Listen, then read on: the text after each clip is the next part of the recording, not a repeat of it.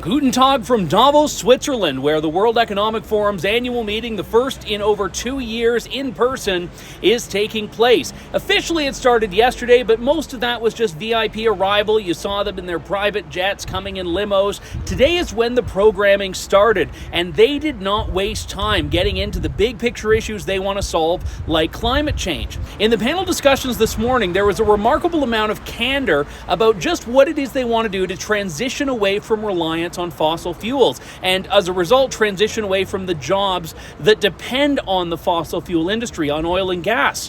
One individual who was on a panel, a CEO of a Norwegian financial institution, admitted and didn't actually have a problem with the fact that there would be, in her words, pain from the process. We need to accept that there will be some pain in the process. The pace that we need will open up for missteps. It will open up for shortages on energy. It will create inflationary pressures, and maybe we need to start talking about that pain is actually worth it, because if we don't, there's no business case, there's no economy, there's no welfare. But so far, I think we have been a little bit careful actually talking about the pain in the short term that is likely to come from this very important change. Yeah.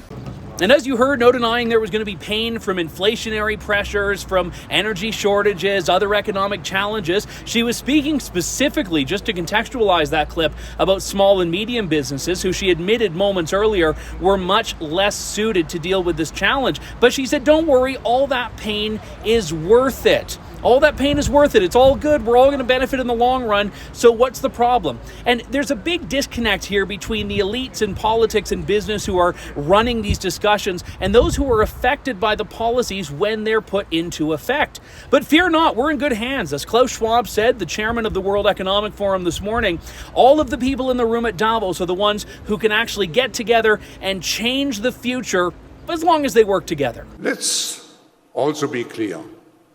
The future is not just happening. The future is built by us, by a powerful community as you here in this room. We have the means to improve the states of the world. But two conditions are necessary. The first one is that we act all as stakeholders of larger communities, that we serve not our only self-interests, but we serve the community. That's what we call stakeholder responsibility. And second, that we collaborate.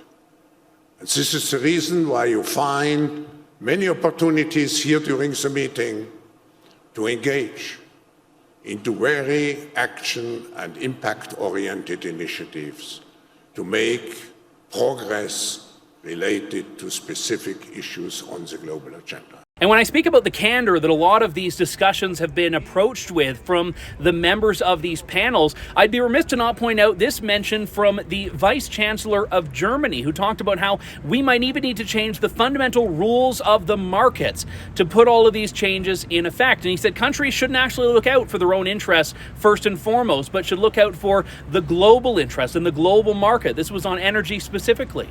First of all, I would say that we have to stick to global markets.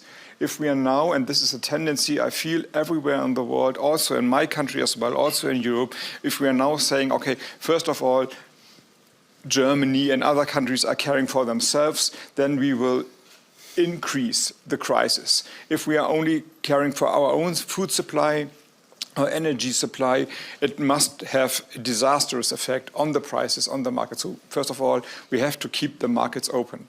Second, we have to see that we have to solve one problem, not on the back of another one. So if we are now increasing the production of fossil fuels and coal power plants all over the place, there's a drought in India. You mentioned it. We will definitely have more problems in the next years to come. Now, one of the reasons I came to Davos was to demystify a lot of what's dismissed as conspiracy theory. Now, make no mistake, there are a lot of conspiracy theories about the World Economic Forum, about Klaus Schwab. I'm focused on what they're saying in their own words about the agenda, their word, not mine, that they want to use around the world and in the countries that are supportive of this agenda.